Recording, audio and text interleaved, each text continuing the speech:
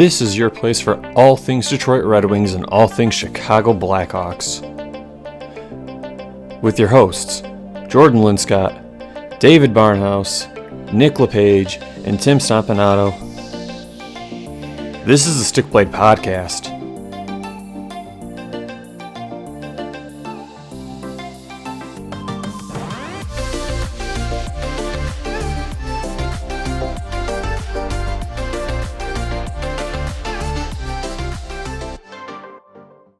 Good evening, ladies and gentlemen, and welcome to another edition of the Stick Blade Podcast. This is your place for all things Detroit Red Wings, all things Chicago Blackhawks, and news around the NHL. I'm your host for tonight, Jordan Linscott, and I'm joined by my co-hosts, David Barnhouse, Tim Stompanato, and Nick LePage. Everybody, welcome to the show. Like I just said, we're your place for all things Detroit Red Wings and Chicago Blackhawks. The new year is upon us. Hopefully you all had a good holiday and a happy new year. Boys, it's been a minute since we've gotten together for a show. We had to take a couple-week hiatus. It is. You know what? Glad to be spending time with family for the holidays, but glad to be back even more spending time with all of you and ready to talk some hockey in the new year. Yeah. We just had our first waiver wire for our card league before the show started. I was very happy picking, Snake in the second pack. So nice interruption there, Nick. That was good. We don't need to hear about his Snake in the second pick. Yeah, I thought I was being slick. Okay, let's make it even. Let's make the people who are doing the best get the worst pick. Then we snake back, and what do you get? Barkov, not a big deal, huh? I'm like the New York Rangers, during COVID, a team that doesn't deserve the first pick, and I got it. I'm just glad I have defensemen that aren't, out for the year. That's neat. I dropped my defenseman that's retired, so yeah. I would have given literally anything though for there to be one goalie, just somebody, so that I have two goalies. Please get Cal Peters. Listen, Cal Peterson's a serviceable goalie. Somebody please trade for him so he can be back in the NHL and getting me points. That's all I need. It's kind of interesting, so we haven't had a show in a couple weeks, and things have kind of changed for the Red Wings and Blackhawks substantially. And I guess. Well, it's kind of crazy the way the teeter-totter that is the NHL works for a lot of the middling to bottom teams. Teams will have these crazy stretches where they just look electric, no one can stop them, and then all of a sudden they hit a brick wall and everything plummets. Let's just get into this first. Let's dive in. So I want to start off with something happy since it's the new year. David, the Wings still look like they're in the hunt for a playoff spot, despite the fact that Jacob Vrana is gone. Philip Zadina has been gone. Robbie Fabry's been gone. Tyler Bertuzzi's been gone. This team, we're getting to the trade deadline within the next couple of weeks. What are we doing? We haven't been in this position in 6 years. Well, here's the thing with the trade deadline. We're not trading for a forward because our forward depth is ridiculous. Because you just said all these names, Vrana, Bertuzzi, Fabry, that they're all gone. Well, guess what? They're all about to be back. Vrana's doing a stint with the Griffins, which he's looking pretty good. He had a rocket of a shot the other night that I think the goalie was even shocked he stopped it. He's looking good. Fabry's been traveling with the team, skating with the team. Bertuzzi's, working back in Detroit, getting himself ready to go. And then you've got our kids who are, doing great with Berggren, with Soderblom, who are making a case to say, we don't want to go down. We want to stay up. So our forward depth is to a point where, in the past, we'd be like, oh my God, we just need someone else besides this person. Right now, it's like, oh my God, who moves out of a spot for someone else? It's That's hilarious. A really good question. Whereas our defensemen, we've got some good defensemen with Seider, with Sherratt. Wallman's starting to make a name for himself, not just with the gritty, But I think if we're going to deal anybody, we trade some of those bottom depth guys like an Adam Ernie and try to get another defenseman in, possibly, in my opinion. Our goaltending, it's not terrible. It's just Huso looked great in the beginning of the year, has been on a little bit of struggle lately. I know you and I talking about it before the show. Hellberg has looked good in the spots he's been in, but will that last? And Ned has, I'm not going to say he's fallen off a cliff, but he's going through some struggles right now. We need to see kind of him get his groove back. But yeah, other than that, this team has been really fun. You know, we had the 4-0 comeback against the Penguins, which was quite a game to watch and text my Pittsburgh Penguins friend about as it was happening. And then we almost did it again against game. Buffalo the night after. So Jordan, what do you got to say? This is such a hard situation because I feel like Detroit is so close to being done with their rebuild. Like, you've got legitimately number 1 center in Dylan Larkin. You have what should be a number 2 center in Marco Kasper in the next 3 years. You've got Andrew Cobb, who could be a perfectly fine second line center holdover. Verana's on contract for a minute. You've got Raymond sitting right there in your NHL lineup looking really good, despite the fact that teams can really start planning for him now. Fabry's going to be back, and that's going to push a lot on the coaching staff to, like, how do you keep all of these guys, but then also keep a guy like Joe Veleno or Michael Rasmussen, who, yeah, they haven't taken the NHL over by storm, but these guys at this point very much look like everyday NHLers. And then that doesn't even also mention, Jonathan Berggren, a guy who was forced to start this year in Grand Rapids just because Detroit didn't have space at the forward position. He's looked so good since he's been playing with Detroit. Like, his hands, God. So I guess it's such a great problem to have. And to add to it, we always talk about trusting the Yzer plan and how Yzerman is smart with the players he brings in. It wasn't our broadcast. It was the Pittsburgh broadcast. My friend sent me a picture of his TV screen, and I'm going to tell you guys this. Most points by players new to team this season, which also includes first-year players, so like a Berggren or a Soderblom who haven't played for the Winged Wheel. The Red Wings, as of that Pittsburgh game, were leading the league by 20 points with 111 points from players new to the team. The next team under us was Montreal and Ottawa with 91. Holy cow. So Perron, Kopp, all those guys are huge contributors. Yeah, and that's a really good stat to pull up too, because I mean, yeah, the Red Wings might have had like the most roster turnover, but that also just shows that the team is just producing and that these new guys are actually like, it's 30 points is a lot. It's a big difference when it comes to the next man up. Who you said it was Montreal, the next one in line? So yeah, the Red Wings have 111 points from players new to the team. So that's 111 goals, assists, whatever. The next two teams under us are at 91 points. Yeah, with Ottawa. That's such a significant number too, because like that's so good.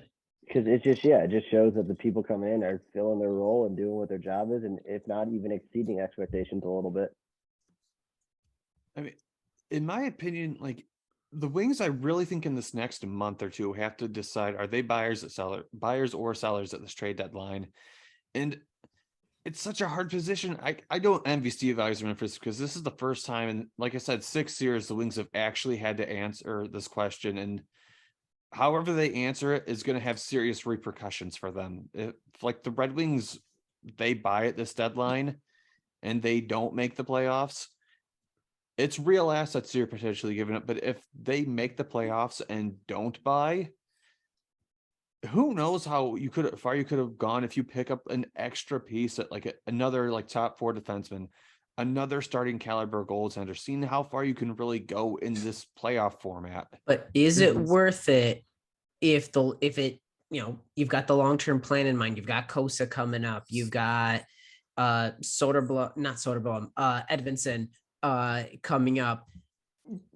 If you get, it would have to be someone on an expiring contract in my mind. So it would be a pure rental because you don't want to delay or hamper the progress of the guys coming up. I guess my question right now, off the top of your heads, everybody's healthy. You're getting ready for the trade deadline.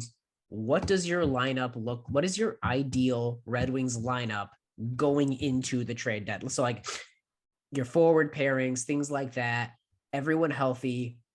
who's out, who's on the outside looking in, or might be able to be flippable to get a piece you're missing. I mean, I Because do there's feel not like space for everyone.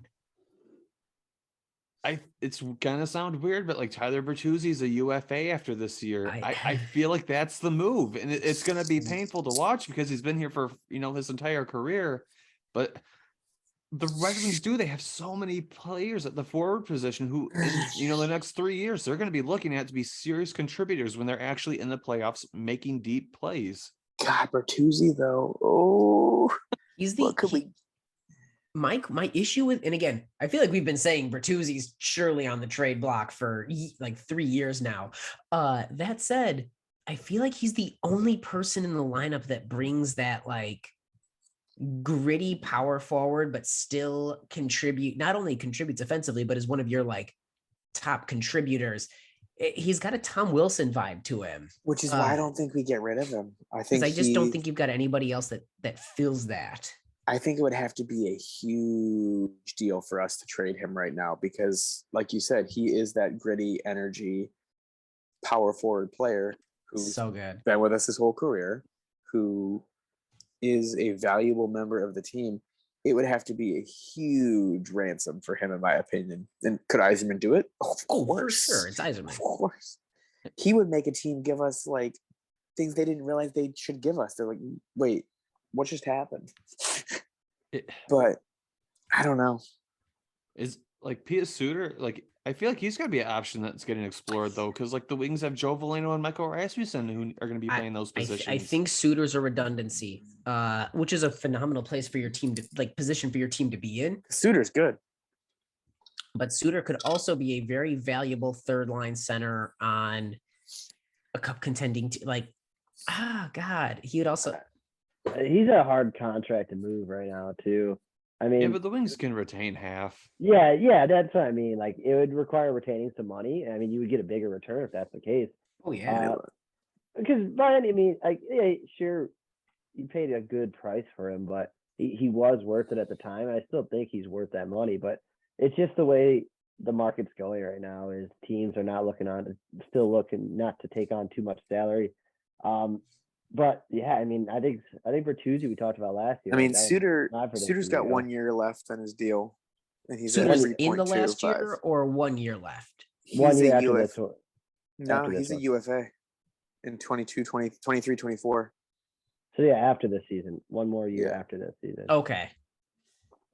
No. Wait. Hold on.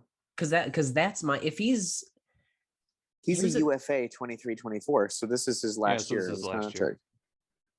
No, Same thing with- next year's his last season. Nope. He's a UFA 23, 24. This is 2023, Nick. I know. So This he is has 22, 23. So he has he's a UFA after the 2023-2024 season. I think they're saying he's a UFA going into the 23-24 season. Just ignore me then. I'm sick. I'm sick. That's a legitimate question because like for me, his value is interesting because I almost wonder if he's more valuable on a team that's not competing for the playoffs, like he's a throw-in or something like that. Because I don't think he's necessarily like Colorado needs a third line center. I don't think Pius Suter is that answer for them. Mm-hmm. He might be more useful as like a supplemental wing. But on a team that's not making the playoffs, I think that he'd be a nice little throw-in of like, hey, okay, we're going to give you, this, we're going to give you, whatever it is. I think that there's value in Suter. I just don't know if it's at the trade deadline. So I'm trying to think, is Edmonton up against the cap? Because he'd be a fantastic fourth line center at $2 million. Or their center depth. Fourth line center or third line wing, in my mind. For $2 million, Edmonton. that's pretty fair. I agree. It's said, what about Kubalik? Oh no, he just got here and we got another year of him. Okay. I think Awesome. we really like Kubalik. He's Learn doing from very, us. very well. Learn from us. Sell high while you can. I mean, I guess that's my thought right now. It's like, hey, if he's on a high, send him to a team that's competing. But Don't you dare talk down to future Detroit Red Wing Conn Smythe winner Dominic Kubalik. man, that'd be buck wild. I'd love that. Oh God. But yeah, you've got Rasmussen. They already moved on for Giovanni Smith. I kind of like Adam Ernie for you guys as a fourth line or a depth guy. Like, he's a change of pace over some of your other guys. Like, he doesn't wow me in any way, but he also doesn't have to. He doesn't like upset me in any way either. That's fair. And I I don't know do what his think it's- value is. I do think whatever happens though, I do think the Red Wings do need to really start looking at like the defensemen that are going to be on the market for like pickup. Oh And yeah. I think they definitely should be seriously considering trading a forward for a defenseman who, I mean, we just talked about, Jake Wallman. He came as part of that trade from St. Louis, like, and it's a project thing, yeah, still sure, but since we've seen him these past couple of games, he hasn't looked bad. Like sometimes those little like throw-in pieces, those guys can be valuable to you. Oh, got it. Well, that's what I'm thinking.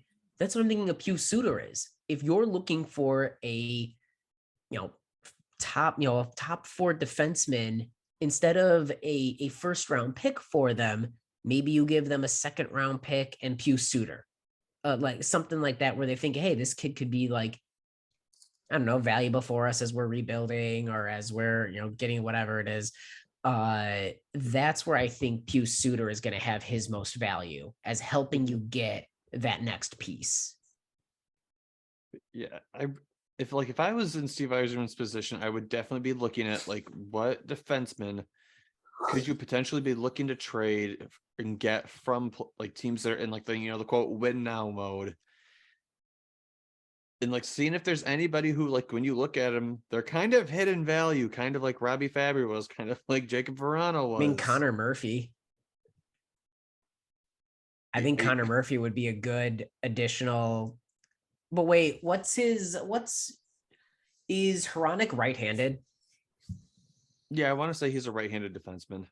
Hronek is right-handed defenseman, yes. And so Cider, right? Yes. Yep. Okay. And that was one thing that's kind of been like in Detroit, is they haven't had a right and a lefter to play with either one. Or at least that's why they couldn't play with each other, I should say. They were both right-handers. So you would need ideally you'd want a left, maybe Cam Fowler. Please, I just drafted him, so save him. Actually, Cam Fowler wouldn't be a bad. You're getting him out of Anaheim. That wouldn't be bad at all. You could have him playing with Cider or because he's competent enough to be on your top pairing, but like he's at his best on a second pairing. Because what is he? He's like 30 years old, right? Cam Fowler is right at that 31. limit of whether it's okay. Like he's not really making a ton of money. He's only making $4 million. And is he on the last year of his deal? I think Let me look. he is. I might be getting him confused with Hampus. But either way, I think at the end of the day, Detroit is going to end up. He's a trying to free flip agent it- in 2026. Oh, so they got a minute on him. Never mind. He's in it. Yeah, the Ducks have a lot of pieces they need to be moving. Klingberg's on an expiring contract, so they got to move him. It's such a shame. I mean, The Ducks were supposed to be good this year. Yeah, remember back on the playoff prediction episode? I had Yeah, man, I had a playoffs. lot of we both predictions. agree. We thought that like Anaheim was finally going to make that jump this year.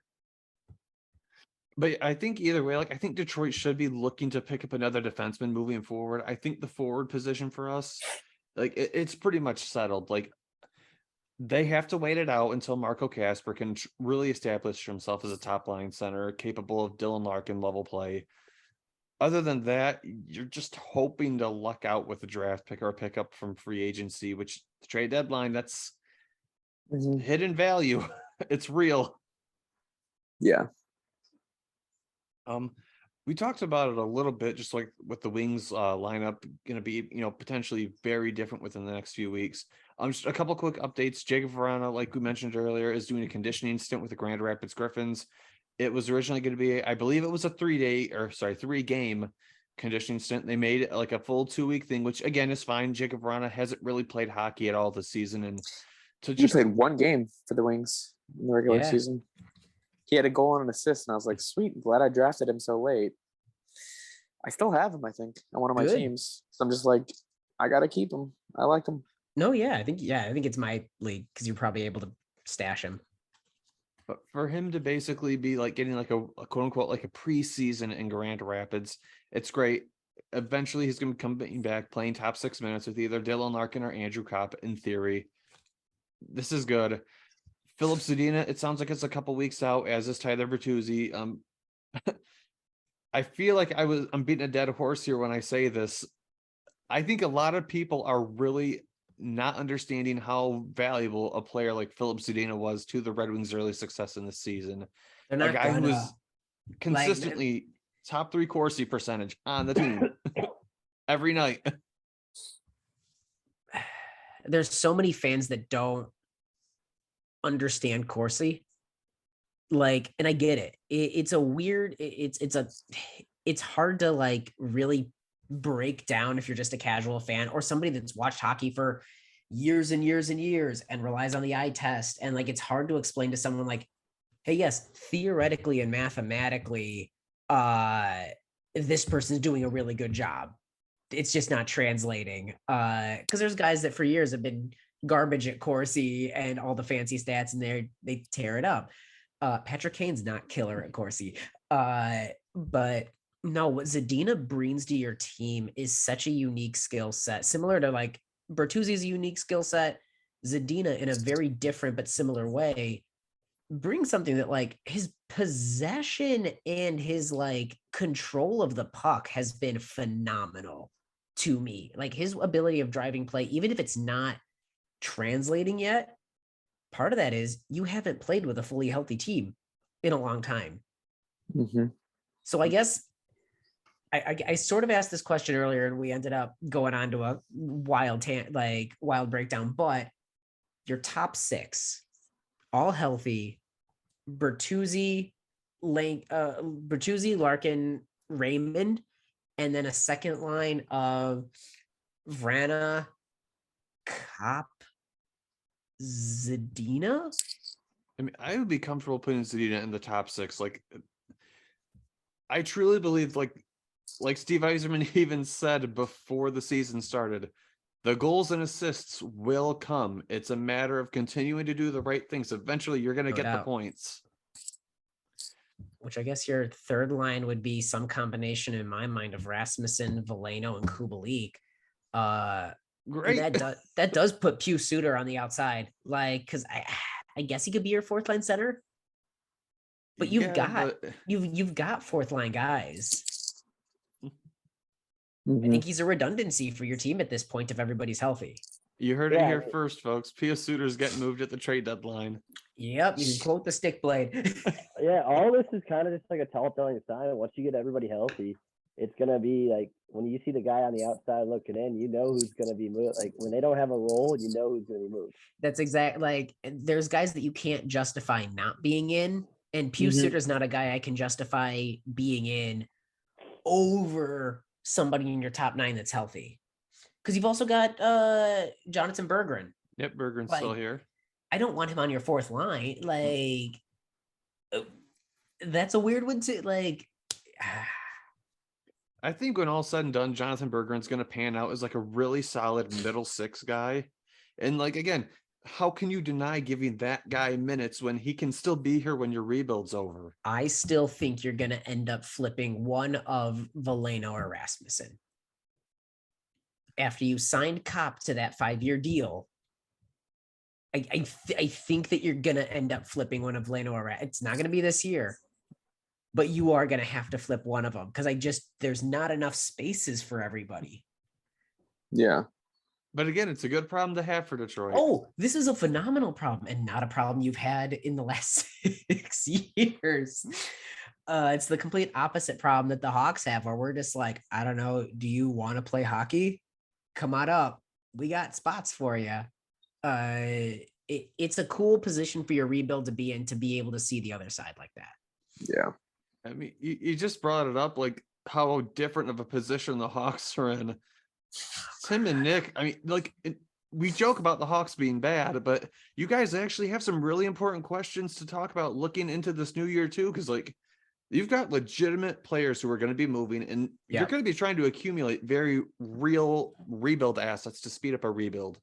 I think it's very important right off the bat, before we say anything, to make sure it's understood at this point on 1/2/2023, Jonathan Toews and Patrick Kane have not waived their no movement clauses yet. Yeah, like everything is speculative. They hold all their cards. If they want to be moved, they will ask it. The latest report that I've read off The Athletic, Scott Powers wrote a really good piece about it, that it's looking more likely that Kane will be the one that's going to waive it eventually, and Toews is more probably not going to, and just going to let the cards go as they fold after the season. But yeah, as of right now, no conversations are made. I know Pat Brisson said a couple weeks ago that he was going to give it like another month or so, and then he's going to bring up the conversation of Toews and Kane, and maybe even Seth Jones if that's something that he wants to explore as well. But yeah, as of right now, the three biggest pieces that we could move, three of the biggest pieces, I should say, that we could move. There's going to be, it's all speculation. Whatever you read is all speculation going forward.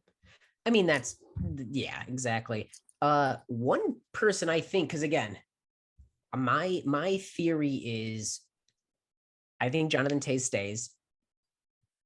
I do. I think Jonathan Toews stays. I think that Kane begrudge. I don't think he's going to feel good about it, but I think he will begrudgingly waive his no trade clause to go to a team it will be his choice, and it'll be the choice that he makes, but it's going to be a bittersweet choice. The person I want to talk about, because I think there's the most it's the most valuable piece we have that is also the most realistic to be traded, but also Max Domi. Max Domi loves it in Chicago. He loves this. He loves playing here. He loves playing for Luke Richardson. He loves this team. I think either he gets traded and comes back in the offseason or doesn't get moved, Nick. The Thomas Vanek method. Or the Vermette special. Yeah. I mean, it's we've seen it so many times. It's a realistic thing to happen. I think this kid loves Chicago, man. Yeah, the more I'm looking at it, I think, because he's also included power speed, but I think if they don't get, it's kind of gonna be like Calvin DeHaan. If they don't get what they're looking for, they're not just gonna move Domi. I think I don't think they're gonna sell him for low S. It's like if they don't get what Davidson is looking for, they'll just sign him to another deal, because he's been worth it. He's new to the team, but he's a great leader for all these young guys coming in. Like he takes it to heart. Like he's out there fighting for his teammates night after night. And I really love how Max Domi's played. I think it all really also depends on what happens with Kane. They're kind of tied together right now. So I'm okay if we don't move Domi, if we don't get either a package of second and third or a first round pick. I think you ask for a first, and I'm with you. I think you settle for a second, or like a second and third, like something like that. I do not want to see him go for anything less than just a second. Yeah, no, I agree. I think that he brings a lot to this team, and I think he's worth it. Like, frankly, like you said, he's a guy that is actually pretty decent in the faceoff circle. He can play power play. He can play penalty kit. He mixes it up. I mean, obviously he's a physical player. He can get involved, with a fight or two. Like, he stands up for his teammates, but he's been one of the top offensive threats this year for the Hawks, which again, the bar is very, very low, but listen, I'll call it like I see it. It's not good. But he's killing it this year on a team that is not killing it. It's a team that's very, very sad. Max Domi is a highlight. I see no reason to not ask for a first and settle for a second. And what are your thoughts on Athanasiou?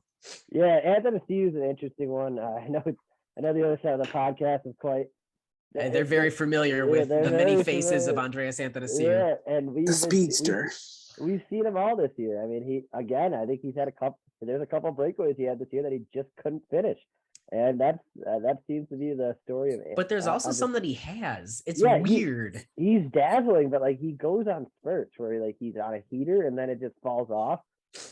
I think you look for a mid-round draft pick for Anthony, like a third or if we can get a third for Anthony, I'd be through. I think you ask for a second. You settle for a fourth though. But yeah. You're not gonna bring him back. He's really cooled off since his hot start. But he's another interesting name. You see, I mean, I know the Hawks are probably gonna try to get him in more roles. Going closer to the trade deadline, just to kind of try to boost that stock a little bit. But yeah, I mean, we got interesting pieces like Sam Lafferty. He could be moved. Jujhar Khaira, I see in a lot of different conversations. Yeah. I've even seen Taylor Radish. Yeah, Taylor Radish. I've seen that. I don't know why. I think he kind of fits what you're looking for. He's a 24 to 25-year-old on a nothing contract. Yeah, and that's what I mean. I know it was the old regime that kind of stated like they were looking for people in that age range. But that said, Davidson made this trade. Yeah, and I think he's played well. Besides that one boneheaded play the other night against the Sharks, Kachuk's been fine. He's fine, but to me, I don't think he's any better than Entwisler Reese Johnson. Yeah, 100%. But I don't know if he's tradable. No, I think Khaira, Lafferty. Do you think any of our defensemen? I think Jack Johnson is a potential to get like a 5th rounder. Yeah, Jack Johnson would be a name. I think you do that almost out of respect for be a 7th defenseman on a competitive team. Yeah. I think Jack Johnson. Do you think Murphy is movable? McCabe and Murphy, I wouldn't be shocked. I mean, I think Murphy is the highest value defenseman that we can move right now. I agree. Based on his contract and based on his play. I think Connor Murphy's probably the most interesting name to keep an eye on. I know I thought they were going to move him this offseason. I guess that didn't happen. But it would not shock me if Connor Murphy's traded, and you could get a good haul for him because he's a very damn good defenseman, and you have the rights to him for a while. So he's not a rental. He's a defenseman that you're gonna have for a few years. Yeah, so that could be a sneakily first round pick or a couple of good prospects in the second. So a lot of interesting names coming up. I know March is 8 weeks 3 away. months away. Yeah. 12 weeks away. Oops. January, February. Well, the end of March is, but March itself is only 2 months away. Yeah, but I would typically start seeing moves made 2-3 weeks before the deadline. So in about a month, honestly, in about a month, we're going to, because we're on the 2nd of the 1st now, come February, we're going to start to see things start to trickle in. Yeah. So sorry for rambling on. I think Kane and Domi are going to be the most interesting, but you're going to see Anthony, Khaira, and Lafferty probably be moved.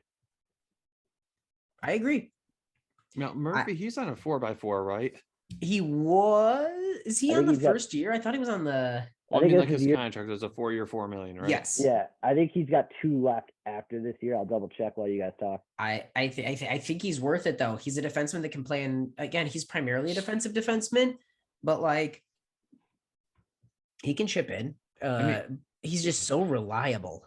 It would be weird for you guys to be holding so much dead cap space, but honestly, if you withheld half, I don't know why you wouldn't be able to get a second, a third, plus a prospect.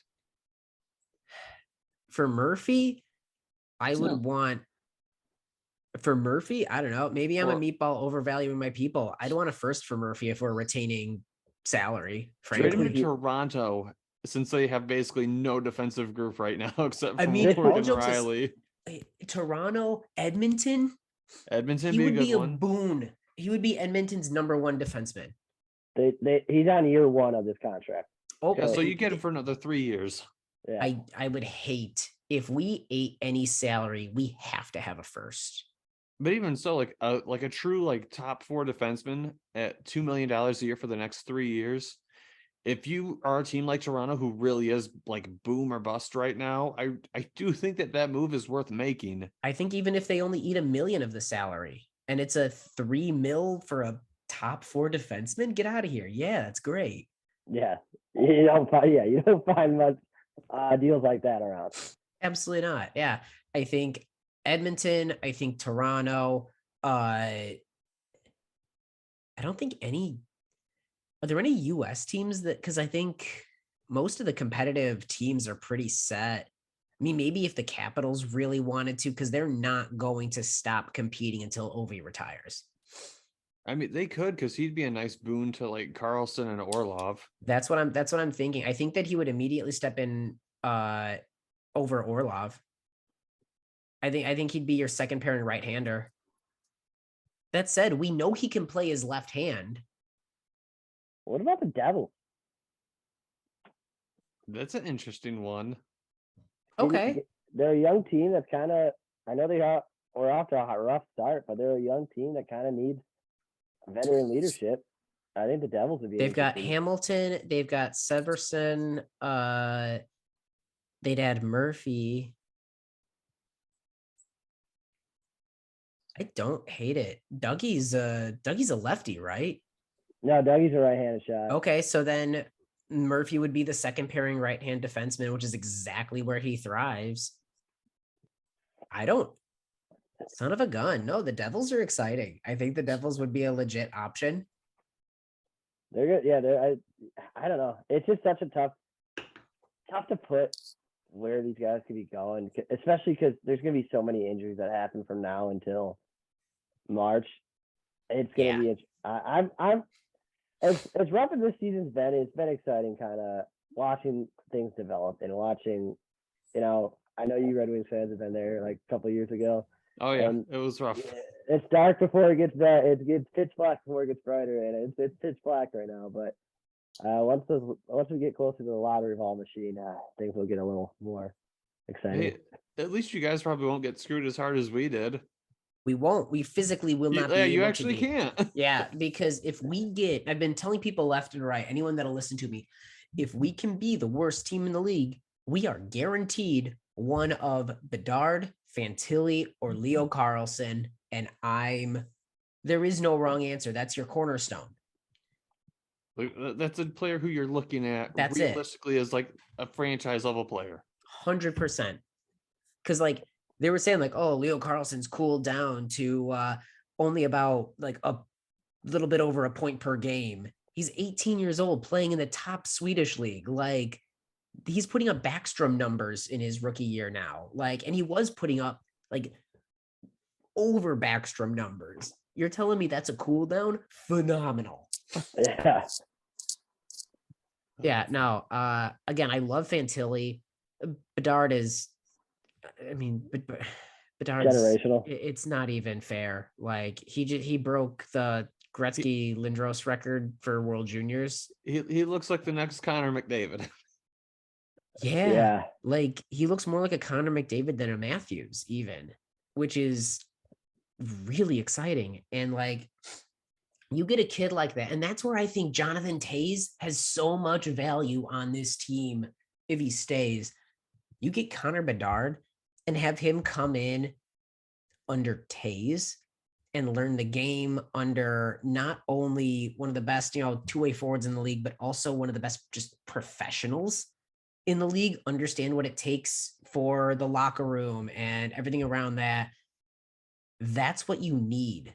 Some sort of strong veteran presence to bring in a potential superstar and show them not only how to win, but how to show up every day and like keep it together.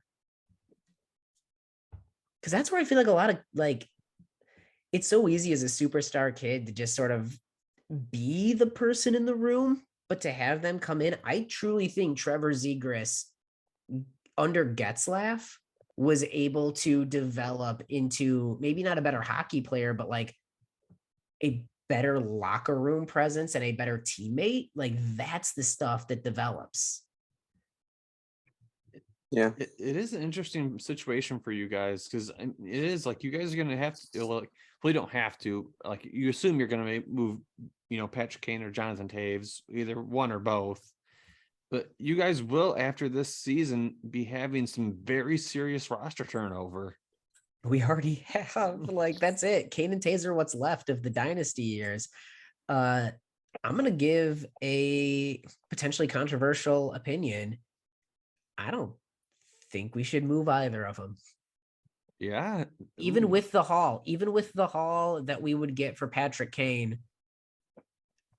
I think franchise we see Toronto, we see Edmonton, two teams that have a ton of individual players, but they can't put it together. We see Carolina that has a bunch of really good, like, all-star players, but not necessarily a superstar franchise guy that operate as a unit, and they are so tight, and that's what makes them so competitive every year. Tampa. Yeah, I mean, Tampa, they've got the superstars, and they had a Stamkos and, like, people in it that were able to bring everybody together. You need different elements to make a team, and it's not just about getting individual pieces in. Because we also see teams like Buffalo and Arizona State that cannot put it together. You need it. Boston, locker room. Tampa Bay had all of it going together. You need that combination of things on Chicago. And I think keeping Kane and Taves, having veterans that have done it all and seen it all, you're not going to surprise them. Like, there's no situation, because now they started in a terrible period where there were no fans in the stands. They're here now where it's chaos and bad. They know the highest highs and the lowest lows, and every single kid coming in to learn from them, that's how you put it together. Yeah, I mean, I just hope sincerely that, when Kane gets home night after night, he just turns on, like, NHL Network and he just sees Connor McDavid highlights and he's like, oh man. And I know he does, because that's what he does. He watches hockey. I could play with this guy in a year. That'd be awesome. Like, I mean, you make a good point about that. The locker room needs to stay tough, because when you don't have that veteran leadership on a struggling team, it could turn into a toxic environment real quick. And I think that's why we've seen teams like Edmonton at first, like when they had all those first round picks, all those young kids coming in, and none of them stuck, none of them hit. And I mean, Nugent Hopkins still there, but like he got off to a slow start when he first started. Yakupov never made it. Taylor Hall is on Boston now as a supplement, as like a secondary player having the time of his life, but like it could turn into a toxic environment. So I still think Kane gets moved, but also wouldn't be shocked if the Hawks try to surprise everybody and on deadline day, because we've seen it a couple times, they signed Kane and Taves to extensions as their big move. I love it. I would be 100% for it. That said, we also got to see with World Juniors, Bedard set up Kevin Korchinski for his first goal of the World Juniors. It was the last, not the one today, but the last one that they played. And that's tastes a little sound to me, that Korchinski and Bedard working together. That's something that, like, I don't know, could be a really cool future thing going on here. Yeah, it's exciting. I mean, it's just such an exciting time, but also, yeah, like we said, it's tough. But yeah, Bedard to Korchinski has a nice ring to it. Korchinski to Bedard, whatever way you want to go. Listen, like the two of them in the same sentence is a happy day for me. Yeah, but it's good. So I guess I want to pose the question, or where I want to go with this. The Hawks seem pretty. So would you guys be on the same page that the Hawks seem pretty set and confident? I don't know how much the Red Wings Jordan and David, you guys watch or follow the prospect pool for the Hawks, but it seems like they're pretty set and confident with the young defenseman that we have, and now we're going to be looking for adding forward prospects. That's what I think. I mean, just off the top of my head, you got Korchinski. Del Mastro has been a really pleasant surprise. They're still high on like Wyatt Kaiser, Alex Vlasic. What's his name? Rinzel is developing nicely. Isaac Phillips has been awesome. Yeah, Philip Bruce, Jacob Galvis. I just was at the Wolves game the other day where we played Rockford, and Crevier was the man is a giant beast. Crevier is like 6'6", 6'7", a lumbering monster, and yet his skating is like, I'm like, oh, cool. He's moving. He's beating some people. This is great. Like we've got all of those defensemen. Oh, Ian Mitchell is still technically on the team. That's another discussion I want to have in the future. Let's table that for today, but like we'll see if he's here after the deadline, frankly. But he's the last of the four horsemen, the four defensemen of the apocalypse that we drafted under the last regime. But we've got so many defensemen that I think are actually in the process of potentially making it to the NHL. I think we have to focus on forwards. Yeah, I'm on the same boat. I think, you're definitely just trying to stockpile the forward group because it's really just Lucas Reichel, and then like Lucas Reichel is your guys' forward prospect. Oh God! pool. Well, Colton Dock has been a pleasant surprise. He was second round pick. He's been developing well. Colton.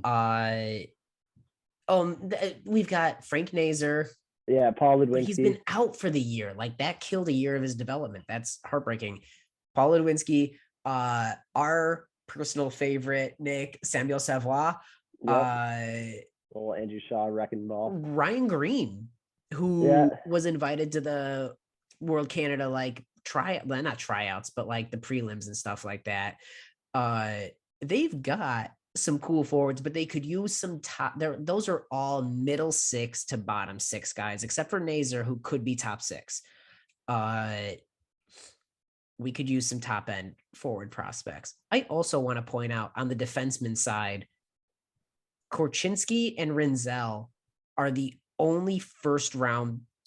And Nolan Allen. Jesus, I forgot Nolan Allen. Yeah, but he was at the very last pick. He was 32nd, so he might as well have been. But like those three defensemen are first round. Wyatt Kaiser was a third round. Del Mastro was a fourth round. Alex Vlasic was a second round. Regula was a trade. Philip Bruce was a free agent signing. Ian Mitchell was a second rounder. I think Louis Crevier was like a fifth round. Like I don't remember him, and I don't remember where we drafted Galvis, but it wasn't first two rounds. Like Nicholas Chalmerson was a fourth or a fifth round pick, one of the two. Like people have to hit. It's not just about first round picks. But that being said, like it is also nice to have like higher ceiling first round picks. Oh my God, yeah, absolutely. And that's where I think, obviously having one of those top three players would be a dream. None of them make your prospect pool worse. I'll put it that way. No, 100%. But I'm curious again. I don't know much about this draft outside of the top five players. Maybe It's a generally deeper draft. It's one of the deepest drafts that we're going to see in a long time. I think since the McDavid draft. Holy cow! I've heard a lot of comps to that draft, and I've heard a lot of comps to the Boquist, Bouchard, Zadina style draft as well. That was the same one that drafted Ty Smith. The Islanders got Dobson. Noah Dobson was in that draft. Like that was a stupid draft. That was a really good draft. Yeah. So, it's a good time to own pick. It's a good time to kind of stock up on draft picks to kind of wrap up this Hawks deadline, or what we're thinking is going to be on the move. We've still got Tampa's first round pick this year. Yeah. So, we could see some more first round picks added. Obviously, time will tell. And we're still a couple months out, but it's coming close. It's going to come quick. As for, I know I mentioned Ian Mitchell earlier. I am getting really frustrated with his playing time. Agreed. I know Jack Johnson is a veteran, and we just had that locker room talk, and you kind of want him there through thick and thin. But I think Ian Mitchell really needs to be playing predominant minutes. He's looked fine. He hasn't done anything that he deserves to be held at Bonds. He had an assist on the only goal last game. Yeah. I'm just getting. I'm not questioning Richardson. I think he's a great coach. He's keeping this team way more games than they should be. but I think truly, like, we haven't seen anything out of Mitchell that really shows you the defenseman of the future. But I think this is the year to really start seeing that. At least get his trade stock up, right? Yeah, Like, I'd rather have him in at this point over Johnson, over Nick. What are your thoughts on Caleb Jones? yeah, he's replaceable. He's replaceable. He's agree. fine. He's fine. I think we got him for Seth Jones, but he should be a 7th D man. I agree. I think you've got a couple of. I think you've got Caleb Jones and Jack Johnson, who should be 7th D men. Yep. I think you Tenori. should have some. Oh, Tenori's also out though for. Yeah, he's hurt. And I'm you know just what? saying, like, I hate to say it though, Tenorti's had a good year. yes, but I feel like yeah, he has brought in a really like if he's a 3rd pairing defenseman and you're letting some combination of Roos, Isaac Phillips, and Mitchell in the top 4, and then the other 3rd, I'm good with that. yeah. I just think, regardless, I think Mitchell should be, especially this is like, go out there and play like we've said this the whole time with Mitchell. Go out there and play dumb. And nobody's gonna yell at you for having a couple mistakes. Like, go out there and see what you could do. That's the thing. Both Richardson and Davidson are pretty safe in their jobs right now because everyone knows where it's at. Yeah, Like, if you allow a young defenseman to go out and like fool around and do his best and like learn from mistakes, you're not putting yourself in a danger zone. yeah. You're not Gerard Gallant, who's like benching Lafreniere, and people are like, hey, maybe you've worn your welcome out at yet another team, my dude. Yeah, I'm just getting worried that Ian Mitchell is turning into the defensive version of the defenseman version of Dylan Secura. Like, all the hype for a player, and then we're not really going to see him ever develop. I mean, that happened with Beaudin too. Yeah, exactly. But it's just like, it's getting. I was so excited for the kid, and now it's just Same. like, oh. And he Yeah. was like, I've watched him live on multiple Rockford games. Like, he was their number 1 defenseman last year. He tore it up in Rockford. It played all, top line minutes, played every situation. And again, I'm the first person to admit, like, Duncan Keith, Nicholas Chalmerson, they each played 2 full seasons in the AHL before coming up to the show. Like, it's tough, and defensemen take longer to develop. But I don't know what their plan is for Mitchell. Like, Vlasic is out for a while with injury, so if you send him down to Rockford and just let him tear it up, he's gonna be fine. Like, at least he's playing again. But don't leave him in limbo. That doesn't help the player, and it doesn't help his trade value for us. I mean, I can go. I want to kind of just bring us back to like some of what we were talking about with like the trade deadline. Obviously, Yeah. It's still a couple months away. We're looking at 2 months plus, but I think overall it is going to be interesting to see like how this trade deadline like shakes out. Just like I said, it's still 2 months away. There's still a lot of movement that can happen in the standings, but like when you look around the NHL, it does really seem like there are already the definitive teams that are contending. Like Colorado still looks pretty good. Boston is on an unreal pace. Yeah. Won the Winter Classic earlier. Forgot to mention that. That was a beautiful game. Yeah. But no, yeah, you're right. I mean, sorry, Jordan, go ahead. Sorry, I didn't mean to interrupt. But no, it's kind of interesting because like when you look at the standings, I feel like this year is kind of an anomaly when you're looking at these teams that are leading their divisions. Like Boston's lost, 5 games this year, something ridiculously low. Toronto is on an absolute tear right now from what I remember last time I looked at the standings. Like the teams at the top are very much at the top. Oh yeah, no doubt. I also think it's really funny that Toronto, no matter how good they're doing, is gonna have to deal with Boston at some point, though, in the playoffs, which is going to be really, really funny. Yeah, but yeah, I mean, there's going to be. I think this is going to be a very interesting. Like, to go off your point, I think it's going to be a very interesting trade market because these top teams are going to look to add to their star power, but they're not going to want to give up much. So it's really going to be like we might be seeing these middling teams that are kind of on the brink be the ones that are going to be buying. Oh, interesting. because I just think like They want to hang with top dogs. yeah, these top dogs don't want to really throw off their team too much and I- make these hockey. I don't think that Patrick hockey Kane fits on Boston.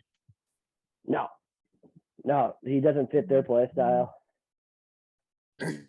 But that's kind of the thing that I That think team's will be already interesting. fine. That team doesn't need him. But I think that is kind of one thing that's going to be interesting this year is like the teams that are, like I said, that are all at the top of their division.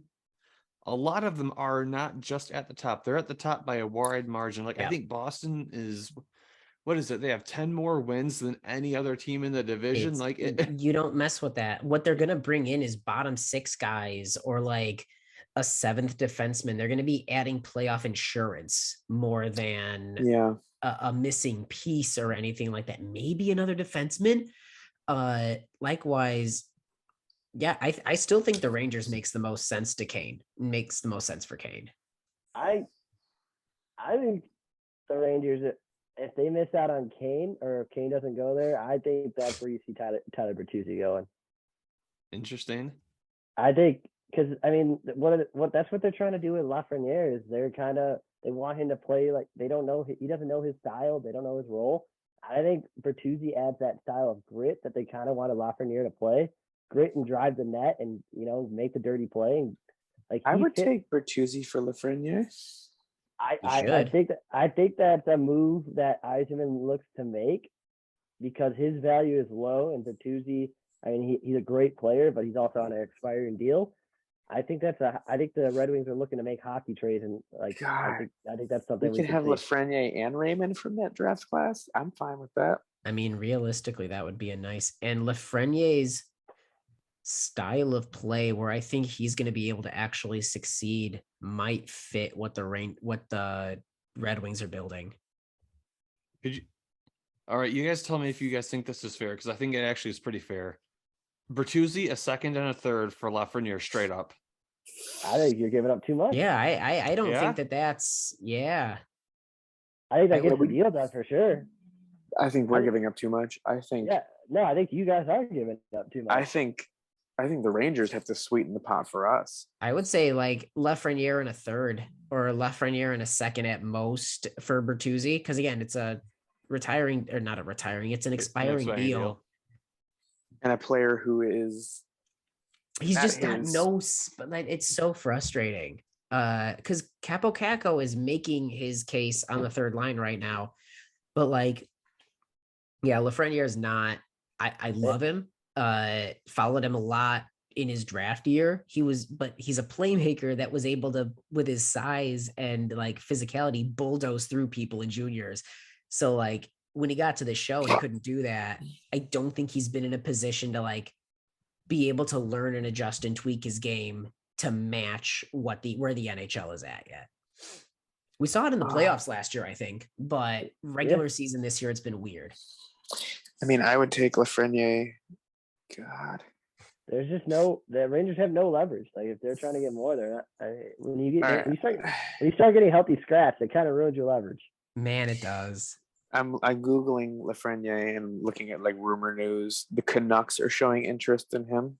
It doesn't surprise me. I mean, the Canucks should show interest in everybody. That Yeah. that deal makes no sense. Nobody wants JT Miller, so Yeah, especially after he yelled at Delia. yeah.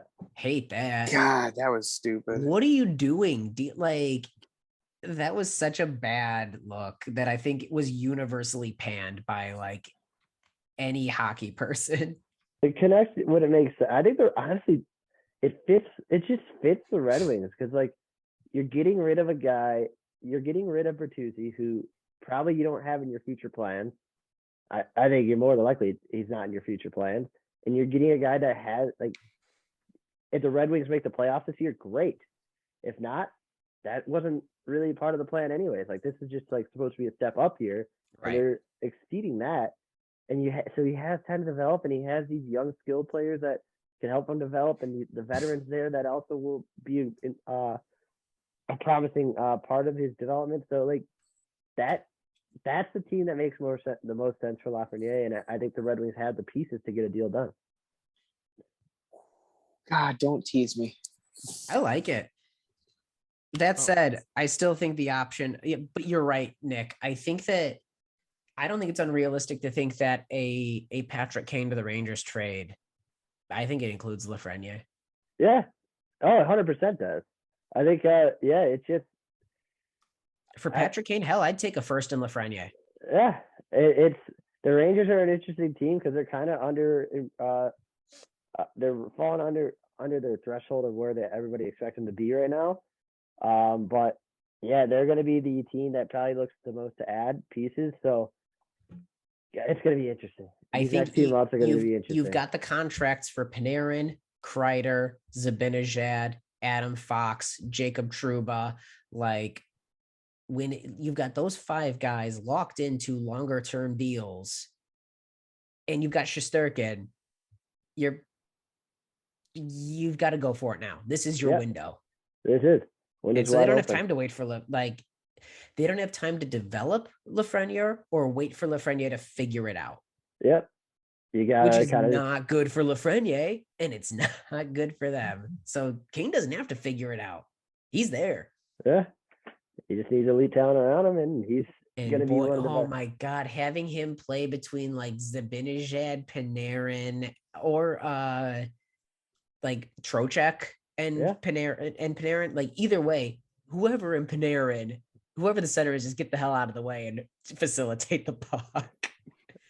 So now Worked it's great just for the, Anisimov.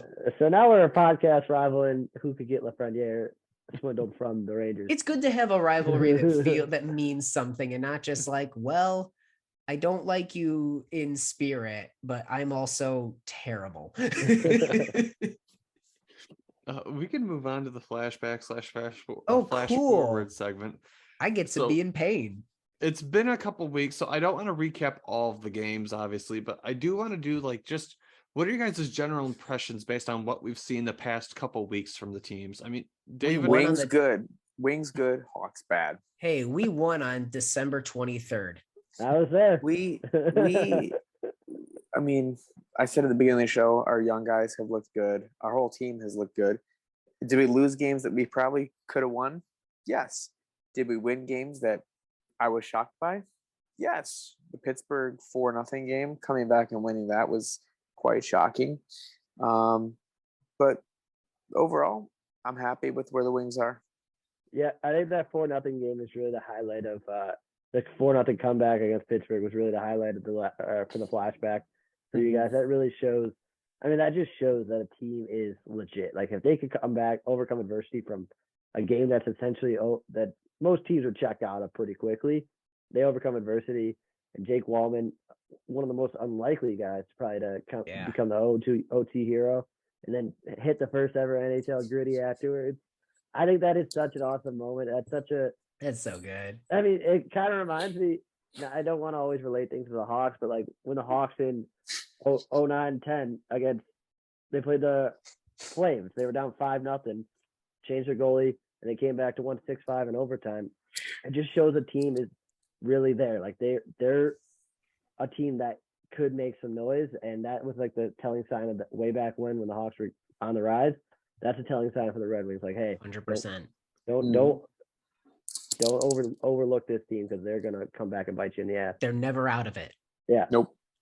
I mean, We almost did it against Buffalo the next night. So and like the Wings even beat Tampa this past couple weeks, and that's a big one because Tampa for the past being several what, 7-3? Yeah, like, and yeah, the goalie had the one giveaway that like sort of gave them that goal, but even so, the Wings hung with a true contender, even despite their injuries that they have. That's awesome signs for what their rebuild's doing. And it wasn't like, Ville Husso just had like a 50 save night. It was the back and forth was fairly close. Yeah, we did have a losing streak for a little bit beginning of December, but Oh yeah. Yeah, but like the losses in that streak were not really bad losses. no. But then we beat Tampa 7-4. We beat Tampa twice. We beat them 4-2 December 6th, and then we beat them 7-4 December 21st. And then we beat Pittsburgh. We lost to Buffalo. Then we beat Ottawa with a 3 goals in a minute and 30 something seconds. to just take the lead and then run away with it a little. Yeah, like overall these past couple of weeks, like I've been impressed with the Wings, and like I said, like the resiliency is there. This team can still compete despite injuries, and I think it does show like when this team really does get healthy, I don't think the question marks around the playoff spot are going to be there for them anymore.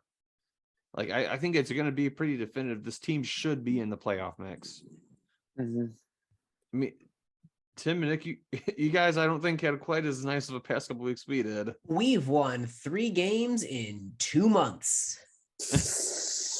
Yowzers. Yeah, I mean, if you want the flashback, what we take from it, it's official that the Hawks are the worst team in the NHL. Because And we it's- also It's lost, not even in question. because we just lost to the Sharks and the Blue Jackets, which are competing for the bottom with us. And so, boy, howdy. Which is funny because the Sharks, Eric Carlson has completely rejuvenated his career on the trash team that he's on. Carlson looks phenomenal and should be traded. Frankly, he shouldn't be dying in San Jose. I would love him, but I feel like we would have to give up too much, and we're not a playoff contending team. Like, Is he No, on track him. for over? Is he on track for like over 100 points for the first as a defenseman for the Yup. first time since like since like 90 something. yeah. Yeah. Well, he's healthy. I mean, my God, it's not so many years ago that like when Ottawa went to the conference finals, he was playing on like a torn Achilles, like a torn knee, like not knee, ankle or a torn Achilles, like something like that. Mhm. Like Yeah, something he that has was that. so bad that I was He's at like, that 53 shouldn't be. points. Yeah. Let's not 53 also forget points, Brett 1340. Burns is gone. Yeah, Brent Burns is gone. But again, this is the first season he's been legitimately healthy, not just like not injured, but fully healthy. And he's back to being the defensive superstar that like, because now he's offensive, but also not a nightmare on defense. It's really exciting to see. I don't know where he goes because he's still got he's very got some time still. expensive. He's very expensive and he's got a couple of years left on that contract. He is not a rental and he's not somebody that most teams that are actually competing can go for. Mhm. And he's a little too old to like be on a rebuilding team. Like, cause like the Hawks, he does not fit our timeline. No. If Not he at was all. Jacob Chetrin on that contract, maybe. I don't know where he fits. But the thing Maybe- is, like, he's so expensive, it's hard to fit him anywhere. I Mhm. don't, you would need but even a third team, nobody would be stupid enough to like eat salary for that many years. Cause like, I don't think Detroit will, I don't think any of the No. teams that I was going to say Vancouver, but they've got their own slew of contracts that they can't afford to like, Yeah, it's such a weird scenario because he deserves it, but like, I don't know, maybe Pittsburgh. Plays they number 2 afford with him? Letang. Yeah, Can they that's aff- can they afford him though? I mean, if their biggest contracts are Crosby, Malkin, Malkin, and Letang. Letang, maybe Letang, I was just reading a second ago, might be on a leave of absence for a little he bit. is his father passed His away, father passed Yeah. away and a lower body injury. It's just and also hate- the stroke. yeah, I feel that's one guy you just gotta have your heart out too. I Man, mean, he's a fighter. Yeah, I don't know where Eric Carlson fits. Maybe Buffalo. Would Buffalo make sense? kinda. They're a young I team that mean, needs yeah, because you've got leaders. Owen Power and Rasmus Dahlin, but other than like Henry Yokiharu's a fifth, sixth defenseman. They'd be like the reverse Toronto, though, where like their defensemen are all going to be super high paid guys. I mean, that happened for Nashville and I'm trying to think. I mean, that was San Jose. Yeah, I think that's one of the only ones that makes sense though, because you got Tage Thompson on a reasonable deal. Dylan Cousins isn't going to command $9 million on his next contract. I think that Buffalo makes more sense than other teams. Not that any of them make sense for Carlson. It's just a weird situation. I don't think I've ever seen this before. Yeah. Except for maybe Jones. I'm gonna bring it back around the campfire so we can keep the show moving. It's a good idea. So let's go and do the flash forward really quick because again, the New Year's rung in. It's gonna be a while before the break happens. Oh, it's a bad week. It's gonna be it's gonna be a rough week for the Blackhawks. I think they play 3 games this week. They're gonna play the Lightning tomorrow. They're gonna play the Coyotes on Friday, and then they're gonna play the Flames on Sunday. So the Yotes, I guess we can be I kind of don't want to, but also I'd hate to lose to them. Yeah, I'm gonna say I'm going to the game tomorrow. We're gonna get killed. Oh yeah, it's gonna be a bloodbath. That's a loss tomorrow. We're gonna beat the Yotes. I'm with you. We're gonna beat the Yotes and we're gonna lose to the Flames. So we're gonna go 1-2 on the week. That's fine. Our tank for Bedard is still on. Lose hard for Bedard. It's on. Maybe the Hawks and Coyotes are just gonna be passing the puck back and forth to each other the whole game. And my best case scenario is we win that game, but it's in overtime. So the Coyotes also get a point. Yeah. So it's gonna be interesting, but the Hawks can't only have 3 wins in 2 months. So we're gonna win. We're gonna win next week. We're gonna win the Coyotes. God, I hope. Oh, then we're playing the Avalanche next, followed by the Kraken, followed by Sabres. Our next winnable game is January 19th against the Flyers. It's rough. Because welcome to when did the Kraken get good? Manny Beignets. Welcome to pain. Welcome to pain. Is it Beignets or Beniers? Beniers. Okay, it's Beniers. I keep trying to. See, now I want a beignet. I mean, that's exactly. I was like, the Beignets is not it. Yeah. I mean, this season's gone pretty quickly, though. Yeah. We're almost halfway through. Well, how are the Red Wings doing? What's your week look like, coming guys? for you guys? Our side doesn't. Because this sucks. Congratulations, the Chicago Blackhawks have evolved into the 2019-2020 Detroit Red Wings. Yep. That was painful. But look how that turned out for you. After 2 seasons ago, I thought that was never going to happen. But holy shit. So the Wings have 3 games coming up this week. They play the Devils on Wednesday, they play the Panthers on Friday, and then they play the Maple Leafs on Saturday. I think the Devils beat us. That one when we had them earlier this season kind of pissed them off. Fluky. Yeah. I think they beat us. I think we can beat Florida. They're iffy right now. And then I think we can shock Toronto. I think we can pull off an upset win against them. We've done it before. I'd be okay with. I could see that. I'm on the same page, actually. I think the Devils will probably beat Detroit. They've just been ridiculously good this year. I think the Panthers is definitely a winnable game. And Toronto, as much as they have the offensive firepower up front, if you can shut down that top line, it's really not hard to start picking their team apart. Detroit did it last time they played them. In terms of offensive, defensive shares, when Detroit played shutdown on them, Toronto really didn't get anything going. Nope. They are a top-heavy team. If you take out their top line, they don't have much left. Well, they have their second line. But you can fight against a team that's really playing a 100% team. Yeah. And Toronto's a team that is so hot and cold. They like to play down to their competition as well. I'm not saying the Red Wings are playing down, but they can't even stand with the Coyotes this year. The past calendar year they couldn't beat the Coyotes. So I think you guys do beat Toronto. I think they're such a exploitable team that you could really just kind of get in their heads, and especially the way the Red Wings style play is, they could shut them down and win that in a gritty way.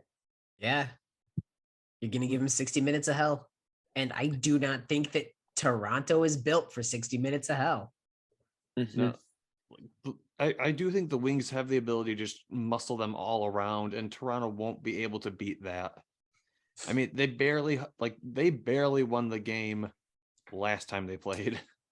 Man, see, that's the difference. I go back to Nick, was it 2015 that Ryan Kessler on the Ducks made that announcement that the Hawks will not be able to withstand the sheer amount of physical pressure and hits?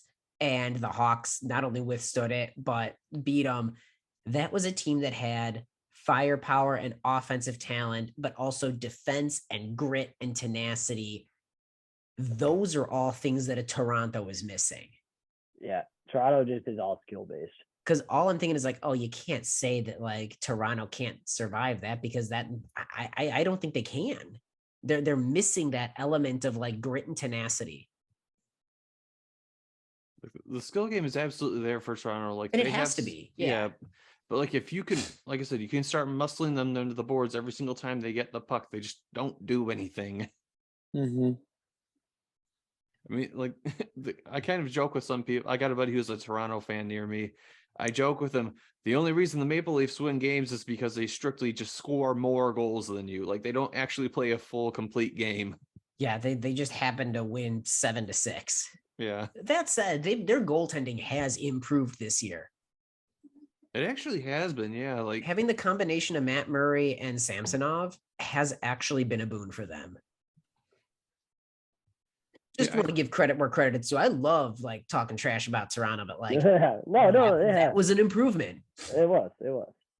yeah, I think 3 points on this week is very reasonable. I think 4 points might actually be a possibility. Like, It's possible. Anything's possible. Anything is possible. I don't think I have anything else for the show, so we can go ahead and wrap that up. Yeah. For anybody who is still tuning in to the show, we appreciate you guys catching and hanging with us on the show. As always, this is a fan cast by fans for fans. There's no corporate sponsorship or anything like that. So feel free to, get any sort of like unique takes that you won't get on the regular shows that you'll hear around for like the Wings and the Hawks. Also, if you want to get in touch with us, we are all over the social media spheres. We're on Google, Facebook, Twitter, we're on there. We're even on email, stickbladepodcast@gmail.com. We're on Apple Podcasts, Google Podcasts, SoundCloud, just all over the internet. So feel free to give us the social media currency of choice on the platform you find us on. It really does help the show grow and get to a bigger audience. But with all that being said, again, thank you all for tuning in to the show. For your host tonight, Jordan Scott, for my co-hosts, David Barnhouse, Tim Stampanato, and Nicola Page. This has been another edition of the Stickblade Podcast. We will catch you guys back all here next time. And in the meantime, stay safe and take care. We will catch you guys later. Go hockey. Go hockey indeed.